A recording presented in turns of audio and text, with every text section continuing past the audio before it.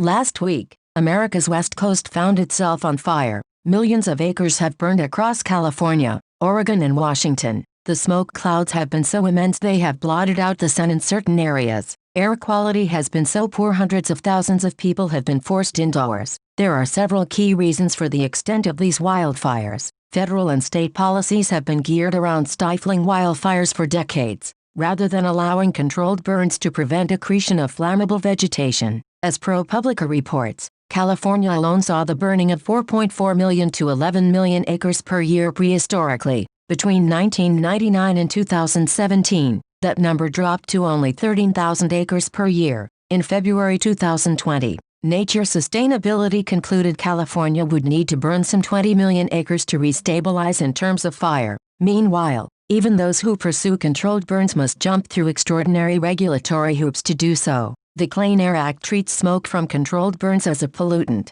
For example, even California Governor Gavin Newsom admitted to President Donald Trump the state had botched its fire policy. "We have not done justice for our forest management." But that admission was the mere precursor to a more important point for Newsom. Climate change truly is to blame for the wildfires. The science is in that climate change is real, Newsom lectured Trump. In reality, climate change might have had some effect on the California wildfires, but that effect is entirely secondary in scope to the effect of bad policy. According to the Environmental Protection Agency, the temperature in Southern California has increased about 3 degrees during the past century. Since 1980, the temperature in California has increased less than 2 degrees. Does climate change exacerbate dryness and heat? Of course, but fire policy was the chief failure here. What's more, no matter what Trump believes on climate change, the science is clear. Nothing Trump could have done would have had a measurable effect on the climate between 2017 to 2020. In fact, if the entire United States were to cease carbon emissions today, the climate would be just 0.17 degrees less hot by 2100. Yet the media and Democrats suggested the true story of the wildfires was indeed climate change. This theme was trumpeted by Democratic presidential candidate Joe Biden first and foremost. Biden emerged from his basement long enough to stand before a field of waving grass and explain Trump's unwillingness to signal proper concern about climate change would kill Americans. "We have 4 more years of Trump's climate denial," Biden gravely intoned. How many suburbs will be burned in wildfires? The answer, exactly as many as would be burned with 4 years of Biden governance. But the point here isn't shaping public policy, it's shaping perception. Politics has become about the art of the lawn sign. In California, there's one lawn sign that has become quite popular. It reads, "In this house, we believe Black Lives Matter, women's rights are human rights, no human is illegal, science is real,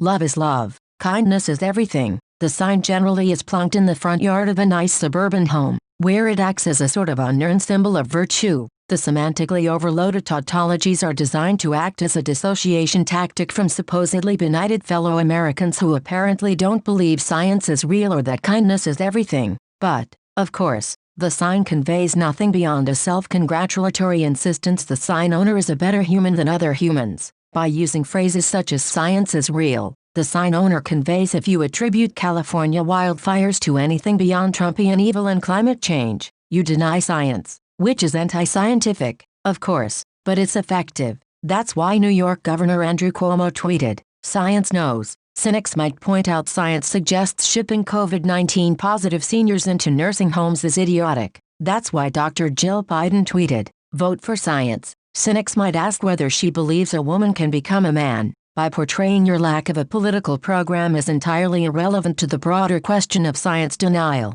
you can avoid the hard conversations politics was intended to address. Lawn signs don't solve problems, but they do make us feel good, which is what politics are supposed to achieve nowadays in the absence of actual solutions. Perhaps at some point we might ask why politics make us feel so rotten these days.